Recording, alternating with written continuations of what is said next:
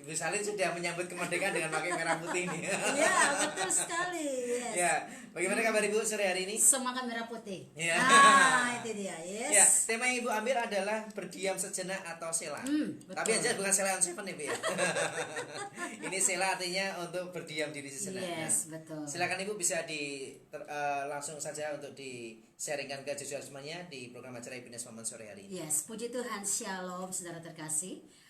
Sore ini kita akan membahas tentang satu perkataan atau kalimat atau kata yang selalu ada di setiap kalimat akhir dalam kitab Mazmur, terutama yang kata ini adalah Sela. Nah, ini apa yang Alkitab katakan tentang hal ini. Kita akan bahas sore hari ini dan saya percaya saudara semua akan diberkati. Kita akan belajar betul-betul apa yang Tuhan katakan melalui kata Sela ini. Mari kita berdoa sebentar sebelum kita mulai. Haleluya. Kami minta pengurapan yang baru. Kami minta urapan dan kuasa Tuhan nyata bagi kami. Firman ini hidup dalam loh hati kami, memberkati kami, menguatkan kami, meneguhkan kami, dan kami percaya di dalam nama Tuhan Yesus kami semua mengalami kemenangan dalam Engkau. Dalam nama Tuhan Yesus kami sampai berkat ini. Haleluya. Amin. Haleluya. Nah, saudara, bicara tentang Sela, ada satu hal yang kita perlu tahu. Rupanya kata Sela ini difungsikan atau ada di setiap kalimat dalam Mazmur, karena memang kitab Mazmur adalah kitab syair. Dan di setiap kata-kata tentang ada Sela ini, rupanya ada satu bagian yang penting untuk kita bisa melihat ada kemenangan-kemenangan yang besar terjadi kalau kita itu bisa Sela, gitu saudara. Nah, apa yang dikatakan Alkitab tentang hal ini? Kita mulai start baca ayat ini dulu saudara ya. Roma 8 ayat 33 sampai dengan 39. Kita akan baca dulu, lalu ada apa? Nah, kenapa sampai kita harus bisa memahami kata Sela ini? Karena rupanya setiap kali ada kata Sela, sebenarnya saudara dan saya mengalami kemenangan yang Tuhan janjikan. Bahkan Alkitab katakan kita lebih dari orang yang menang. Nah, oleh karena itu kita baca ayat ini dulu. Roma 8 ayat 33 sampai dengan 39. Haleluya. Demikianlah firman Tuhan.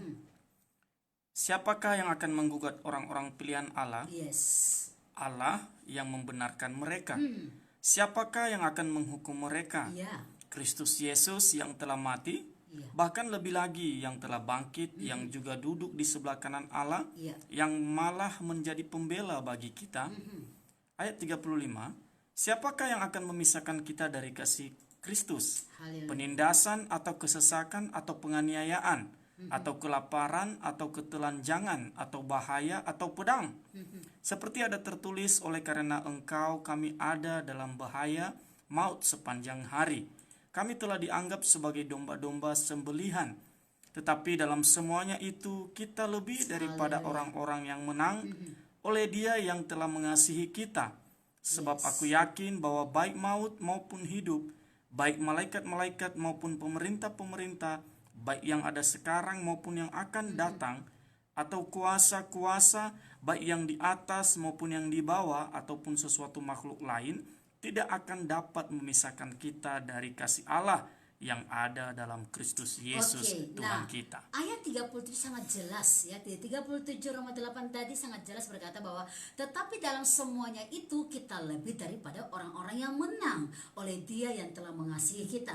Nah, saudara dan saya harusnya yakin dan percaya bahwa ada jaminan kemenangan itu sudah nyata buat kita. Tetapi mengapa kita kadang-kadang tidak mengalami yang namanya kemenangan itu? Nah, ini dia, kita akan belajar. Rupanya dalam setiap hidup kita perlu ada yang namanya stop sebentar, berhenti sebentar untuk kembali merenungkan bahwa Tuhan itu ada dengan kita, sehingga setiap langkah kita nggak salah selanjutnya. Nah, ini paling penting. Oleh karena itu pada sore hari ini kita akan bicara tentang apa makna dan dari kata Sela tadi. Dan ini yang kita harus alami, kemenangan-kemenangan yang dahsyat yang harus jadi milik kita. Kita harus tahu bahwa kemenangan bagi orang pilihannya sudah terjamin. Nah, Mazmur 20 ayat yang ke-7 ini menjelaskan sangat jelas. Mazmur 20 ayat yang ke-7 kita baca saudara ya. Haleluya. Mazmur 20 ayat yang ke-7 ya, kita baca ya saudara. Haleluya. Sekarang aku tahu bahwa Tuhan memberi kemenangan kepada orang yang diurapinya, dan menjawabnya dari surganya yang kudus dengan Haleluya. kemenangan yang gilang gemilang Yes. oleh tangan Mazmur kanannya. 34 ayat 22 sampai 23 kita coba baca sebentar. Rupanya jaminan tentang kemenangan itu terjadi buat kita. Dalam Mazmur 34 ayat 22-23 menjelaskan juga tentang hal ini. Nah, oleh karena itu setiap kali kita berperang atau dalam menghadapi situasi, saudara harus percaya dan yakin saudara sudah menang dalam segala sesuatunya. Mazmur 34 22 sampai 23. Haleluya. Kemalangan akan mematikan orang fasik, dan siapa yang membenci orang benar akan menanggung hukuman. Lanjut. Tuhan membebaskan jiwa hamba-hambanya, dan semua orang yang berlindung padanya tidak akan menanggung Nah, hukuman. sangat jelas sekali bahwa orang yang berlindung kepada dia sudah terjamin kemenangan pembelaan yang besar. Tetapi kenyataannya kadang-kadang kita nggak merasakan itu. Ada apa? Nah, kita akan lanjut saudara. Dalam Mazmur 44 ayat yang ke-7 mengatakan ini. Mazmur 44 ayat yang ke-7. Mari kita baca bersama-sama, kita belajar bersama-sama. Kita mengerti bahwa kita ini adalah orang-orang yang bukan cuma menang, tapi harusnya lebih dari pemenang. Kita baca ini saudara. Haleluya. Sebab bukan kepada panahku aku percaya, dan pedangku pun tidak memberi aku kemenangan. Ya. Ayat yang ke-8, tetapi engkaulah yang memberi kami kemenangan terhadap para lawan kami, Yes. dan orang-orang yang membenci kami kau beri malu. Oke, saudara lihat ini. Jadi banyak sekali ayat yang berkata Tuhan itu di pihak kita. Siapa yang dapat melawan kita? Luar biasa. Nah, ini sebenarnya kemenangan yang dahsyat yang kita harusnya alami dalam setiap kali kita berkata, oh ada masalah, tapi kita yakin kita berkata Tuhan ada dan dia bersama dengan kita. Lebih besar kuasanya dalam diri kita. Nah, ada banyak cara yang dapat dilakukan supaya kita menang dalam setiap peperangan kita, saudara. Tapi ada bagian terpenting yang Alkitab ajarkan untuk kita bisa alami kemenangan-kemenangan ini yang jadi jaminan kita ini, yang adalah bagian kita ini. Ada satu hal yang kita perlu bicara tentang tadi, kata Selah, ya. Bagaimana kita bisa menang? Nah, kata ini membantu kita supaya apa? Jangan salah respon. Ada banyak sekali yang selalu salah dan jatuh dan nggak pernah ngalamin kemenangan. Lalu ending-endingnya Tuhan engkau di mana? No. Tuhan selalu ada. Di ayat yang kita baca tadi sangat jelas Tuhan pembela kita. Siapakah yang dapat melawan kita?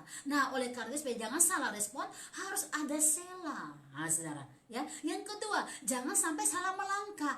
Ada orang selalu salah respon, ada orang salah langkah, makanya nggak ngalamin kemenangan. Nah, kata Selah ini akan membuat kita melihat bahwa wow, jaminan kemenangan itu jadi milik kita. Satu kunci yang penting yang kita bisa lihat kemenangan adalah kata Selah. Kita lihat contoh-contoh Alkitab yang menulis tentang kata Selah ini. Mazmur pasal yang ke-32 ayat 5 dan 7. Kita baca sama-sama saudara. Mazmur 32 ayat 5 dan 7. Dosaku kuberitahukan kepadamu, dan kesalahanku tidaklah kusembunyikan. Aku berkata, aku akan mengaku kepada Tuhan pelanggaranku, dan engkau mengampuni kesalahan karena dosaku. Ayat yang ke-7, engkaulah persembunyian bagiku, terhadap kesesakan engkau menjaga aku, engkau mengelilingi aku sehingga aku luput dan bersorak. Coba dibaca kata Selahnya ya. Selah. Karena kita lagi bahas tentang Selah, saudara. Coba baca lagi ayat ini 5 dan 7. Setiap kali kata Selah dibaca, lalu kita mengerti kasusnya apa. Ya, lanjut saudara. Haleluya. Yes. Ayat yang kelima, dosaku kuberitahukan kepadamu, dan kesalahanku tidaklah kusembunyikan. Aku berkata, aku akan mengaku kepada Tuhan pelanggaranku, dan engkau mengampuni kesalahan karena dosaku. Selah. Nah, Ayat yang ke-7, 7. engkaulah persembunyian bagiku, terhadap kesesakan engkau menjaga aku, engkau mengelilingi aku sehingga aku luput dan bersorak. Nah, Selah. saudara lihat ini. Kadang-kadang kita baca langsung ya Selah. Ya, sebenarnya itu bukan harus dibaca, tapi itu adalah satu tanda untuk stop, tenang, renungkan apa yang sedang kita alami.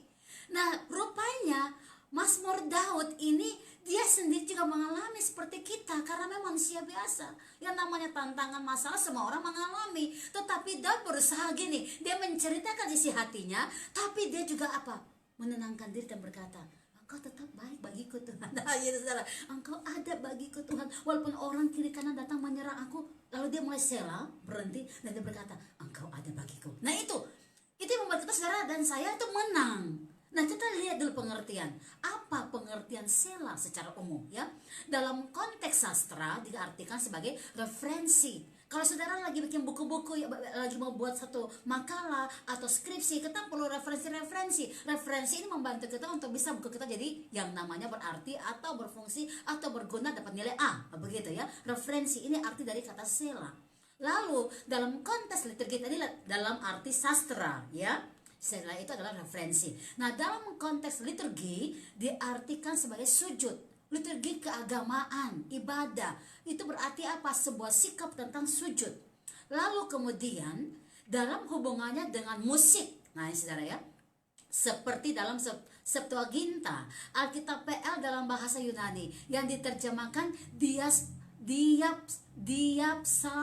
Diapsalma ini yang didefinisikan sebagai selingan musik. Nah, saudara harus tahu bahwa kitab Mazmur berisikan puisi syair pada umumnya, sehingga di dalam setiap kali ada pemazmur Daud berkata-kata, dia akan memberikan selingan dulu dalam syair-syairnya dia dengan kata sela, berhenti sejenak, merenungkan lagi apa yang terjadi untuk mengetahui bahwa rancangan Tuhan selalu menjadi nyata. Nah, sekarang pengertian sela secara khusus, saudara. Sela dalam bahasa Indonesia adalah sela ini berasal dari bahasa Ibrani, yaitu calah, yang artinya mengukur, saudara. Selah pakai H di belakang dalam bahasa Inggris merupakan aba-aba untuk berhenti sejenak, ya. Dapat pula diartikan diam dan mendengarkan. Nah, saudara lihat ya, ini pengertian dari kata sela yang kalau kita baca dari Alkitab ada selalu di belakangnya sela. Contoh Mazmur 3 ayat 1 sampai 4 kita baca ya saudara ya. Mazmur pasal 3 ayat 1 sampai 4. Nah, ini ada kata-kata syair, ada kata-kata yang terjadi dalam sebuah masalah persoalannya Daud, tetapi ada selalu kata sela. Kita baca sebentar. Demikianlah firman Tuhan. Yes.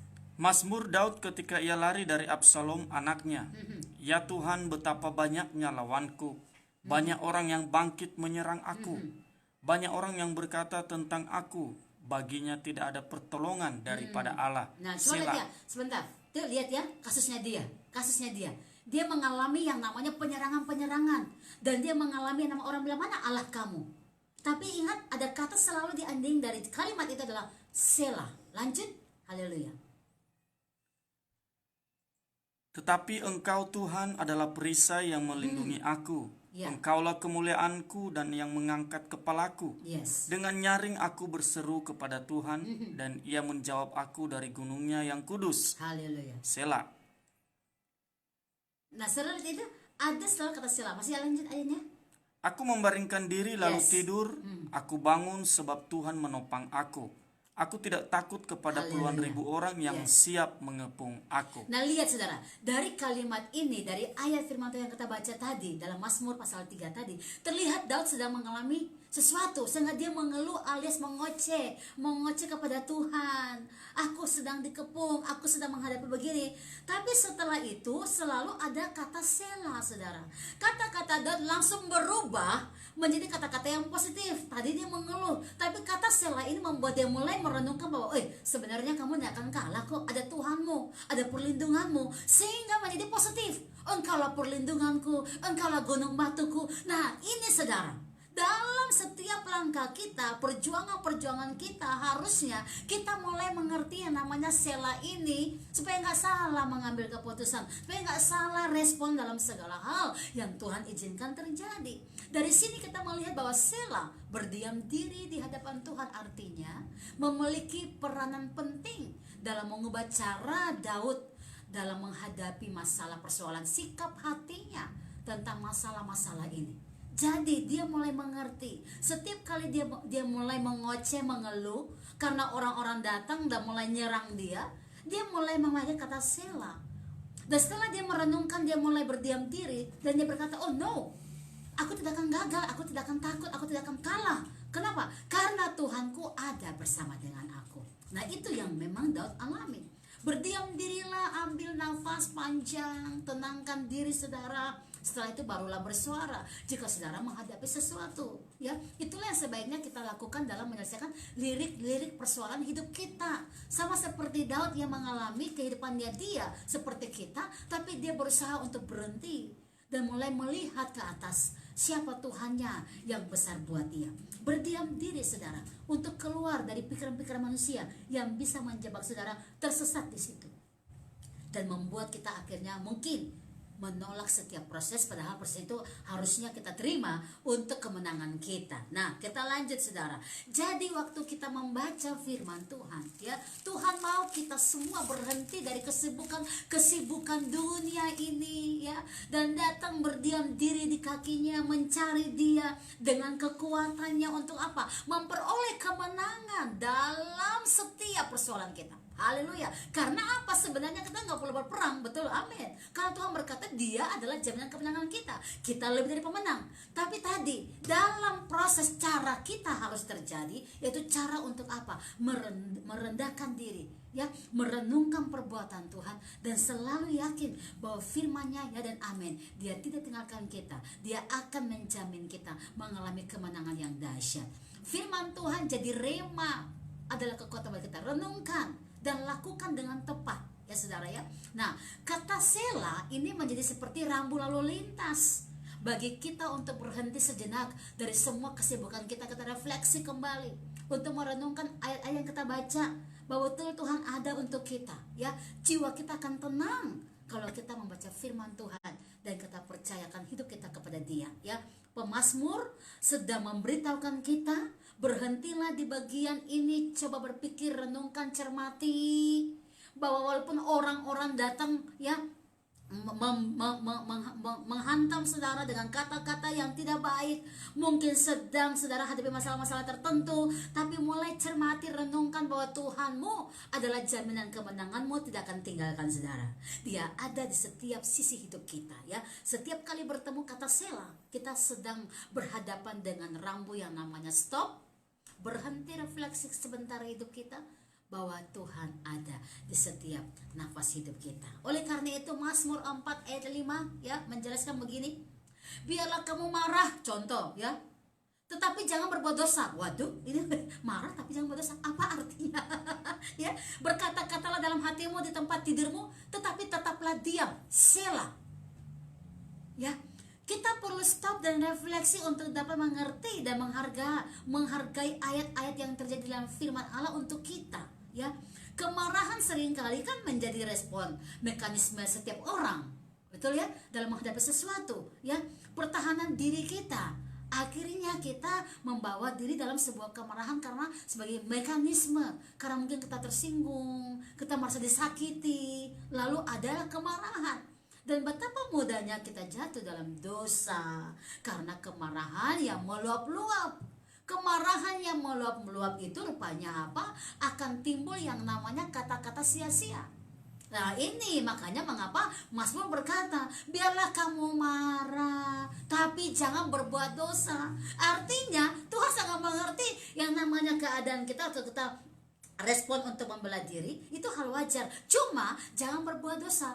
Karena apa? Kalau emosi tak dikontrol, nah ini saudara, kalau emosi tidak dikontrol, maka akan banyak sekali dosa yang terjadi. Kata-kata saudara jadi sia-sia, jadi maki-makian, kata-kata kutuk yang keluar, akhirnya tindakan saudara itu membuat tubuh saudara jadi lemas dan segala macam, padahal tubuh adalah bait Allah. Jadi apa maksudnya? Pemazmur bilang begini, bahwa kita dapat menuangkan semua unek-unek kita kepada Allah, curhat di tempat tidur saudara sama Tuhan kita, gitu. Dan mulai kontrol, self control, ya, mulai penguasaan diri dalam konteks kita berdoa, ya, supaya kemarahan kita redam, ya, supaya kita jangan bersungut-sungut, tapi kita malah belajar firman untuk mengampuni mereka yang berdosa, karena itu yang Tuhan ajarkan. Di sesi pertama ini saya percaya saudara diberkati. Tetap selah, tetap tenangkan diri, ambil waktu untuk renungkan. Tuhan selalu baik buat kita. Kita akan kembali setelah ini. Haleluya.